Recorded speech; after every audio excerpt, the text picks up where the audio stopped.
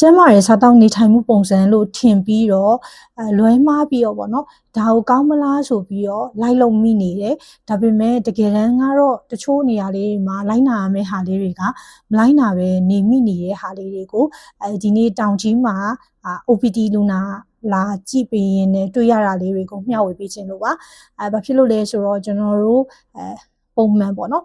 အများရန်မှာကျွန်တော်တို့နေ့စဉ်စားတောက်နေထိုင်ကြတဲ့အခါမျိုးမှာဆိုရင်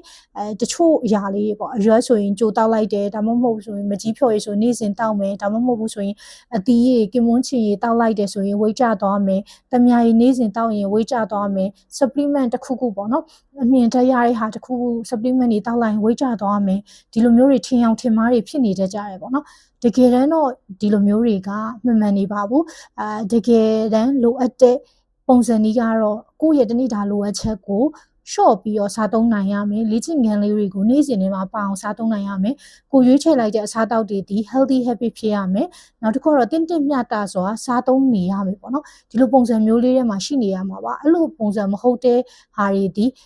ဘေးကနေပြီးတော့တာမန်မျှပဲအထောက်အကူပေးမှာပဲဖြစ်ပါတယ်ဒါကြောင့်မို့လို့ဝေချခြင်းလို့ပဲဖြစ်ဖြစ်ကိုယ်မှာယောဂအခြေခံတစ်ခုခုရှိလို့ပဲဖြစ်ဖြစ်နှလုံးသွေးကြောကျဉ်းတာပဲဖြစ်ဖြစ်သွေးတိုးပဲဖြစ်ဖြစ်စီးကျိုပဲဖြစ်ဖြစ်အသေးစီဖုံးတာပဲဖြစ်ဖြစ်ပေါ့နော်ဘလို့ဝေဒနာဘလို့ပုံစံမျိုးမဆိုခံစားနေရတိုင်းအစားအသောက်ဒီ healthy balanced diet ဆိုတဲ့ကျန်းမာတဲ့စားသောက်နေထိုင်မှုပုံစံဖြစ်ရပါမယ်ရွေးချယ်လိုက်တဲ့အစားအသောက်ဒီ healthy habits တွေမှာဝင်ပြီးတော့တင့်မျှတရုံနဲ့ကိုယ့်ရဲ့တနေ့တာလိုအပ်ချက်ကိုပြည့်မီရဲ့အထင်မှာဖြစ်ရပါမယ်အဲ့လိုမျိုးမဟုတ်ဘဲနဲ့တမျိုးမျိုးကိုထူးပြီးတော့ကြိုအရေးကြိုတောက်တာတွေတမျိုးမျိုးကိုထူးပြီးတော့နေ့စဉ်စားတာတွေတမျိုးမျိုးကိုထူးပြီးတော့ပို့လောက်တာတွေကဝေးချဖို့အတွက်ရောဘယ်ယောဂအခြေခံမအတွက်ဆိုအတွက်မဆိုပေါ့နော်မှန်မနေပါဘူးဒီနေ့ဒီဗီဒီယိုလေးကဒီအကြောင်းလေးကိုပြောချင်လို့ကျွန်တော်လုပ်လိုက်ရခြင်းပဲဖြစ်ပါတယ်